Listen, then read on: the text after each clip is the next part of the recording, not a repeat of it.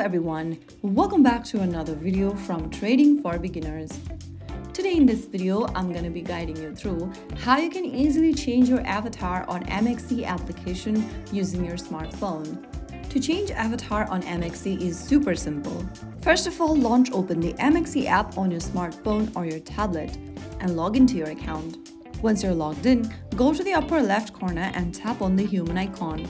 Once you open up this page, click on your avatar at the top and from the menu appearing on the next page, select a different avatar you want to change to for your profile. After selecting an avatar, click on the confirm button at the bottom. Now your avatar is successfully updated. That is how you can easily change your avatar on MEXC. Your new profile picture is now visible across the app and web platform. If you found the video helpful, don't forget to like, share, and subscribe to our channel. I will be back again in the next episode. Thank you for watching.